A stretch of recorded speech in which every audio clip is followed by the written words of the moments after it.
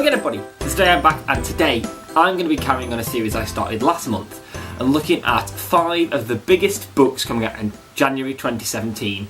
So these are the 5 books coming out in that month that I think are really going to be the ones that are A, really good, and B, really popular and will be really successful. January is quite often the month when a lot of more interesting debuts come out and lots of really unusual, interesting books that can really set the tone for what a year is going to be like in reading. And January 2017 looks to be an amazing month. So without any further ado, I'm going to get straight down to telling you what I think will be the top 5 books of January 2017. So first up then is the paperback of a book which I read and have raved about all year this year. And that's When Breath Becomes Air by Paul Kalanithi.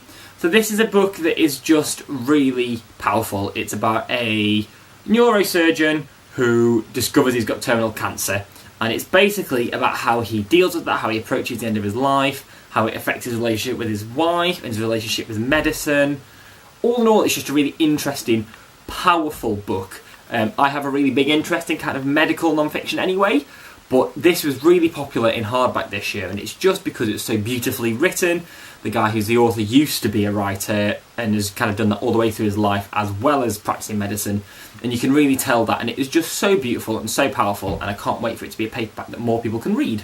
So next up is Karl the Mark by Veronica Roth. So Veronica Roth is the author who wrote the Divergent series, which have obviously been really popular, thanks in no small part to the fact they made into films, but they tapped into a lot of themes that have been quite popular with things like the Hunger Games and other such books and series and things like that.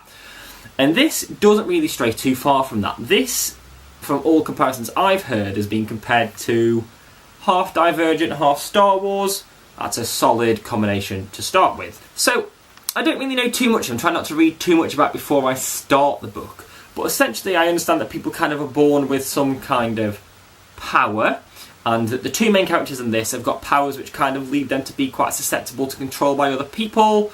Not sure what that means, whether it's kind of emotional, mental control, which I think it is, which makes it sound like it could be quite a psychological type of YA as well. So that's a really interesting concept to start with, but also it sounds like the main character, who's a woman, is really just quite badass. She's almost like an assassin-style figure for her brother, who's one of the rules of one of the areas from what I can gather. It just sounds like a really interesting mixture of styles and storylines, kind of bits of Star Wars, bits of Divergent, bits of a lot more kind of psychological, controlling fiction, which I think could be really interesting to see how that develops. I am concerned that it sounds like there's quite a big love story undercurrent, which just is not my cup of tea at all, but I'm intrigued to see how it plays out, and I think based on Divergent it could be really popular. So while we're kind of looking at genre, darker, gritty kind of stuff, there's also a new book coming out which has had so much hype this year, and that's Sirens by Joseph Knox. So this is published by the same people who published Girl on the Train, and it's a really gritty kind of northern English noir.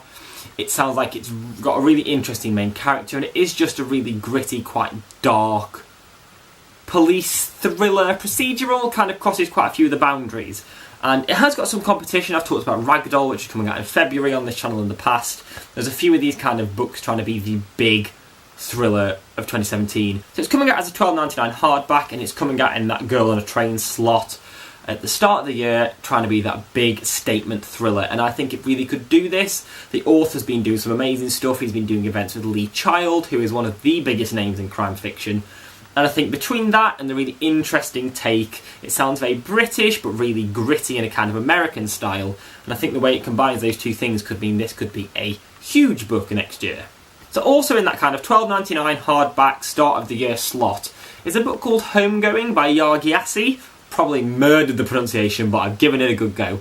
And this is a kind of really interesting book, and it's about 2 sisters, and one of the sisters is a slave, and one of the sisters is married to a slave trader, and it kind of covers all these issues of identity and slavery, and kind of what the identity of Africa as a continent is, what the identity of America as a country is, and it's really interesting.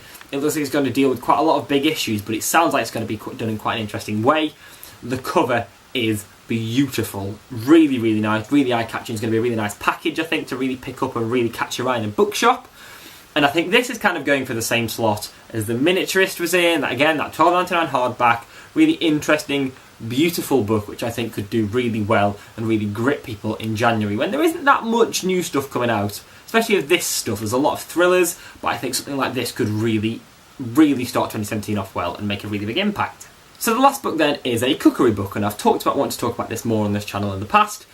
And let's be honest, December's the month where you eat and you drink too much, and January's a month where you kind of make yourself feel like a human again and eat healthily. And there's one book coming out in January which I think could really dominate the kind of healthy eating diet market for the start of next year.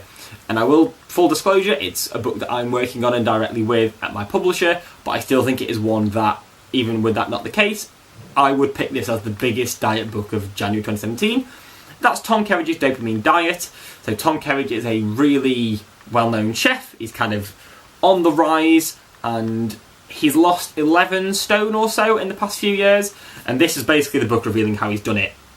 And basically the gist of it is that he's dropping all of the boring stuff that you normally eat on a diet that isn't satisfying, that you don't feel like you enjoy eating, and keeping all the exciting stuff like lots of meat, lots of exciting kind of side dishes, and just really interesting take on the whole diet genre, where it's not as much about cleansing as such, just about eating the stuff that makes you happy and dropping the stuff that doesn't, but doing it in a way that will help you lose weight, feel healthier, and generally just be happier.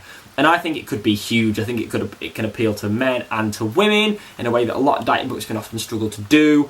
And I honestly really think it could be one that is huge in the kind of health-focused culture that every January seems to bring about. So there we have it. They are the top 5 books that I think could be huge in January 2017. January is always a really exciting month in publishing. You get a lot of really interesting debuts and new things to look at, and I can't wait to see what else comes out. But looking ahead, these are the ones that I think could really make a stamp on January. Have you got any suggestions of what you think might be quite good? Have you been lucky enough to read any of these books before they've come out, or see anything about them? I'm really intrigued to see what you guys are going to be reading in the new year and what you can't wait to pick up. I'll leave a link to my Twitter and my Goodreads in the description down below. And as always, a like and a subscribe and commenting is really appreciated. It really means a lot to me when you guys are engaging, and I love having a chat back to you guys as well. And I can't wait to see what you guys think about January. And other than that, thank you so much, and I'll see you soon with my next video.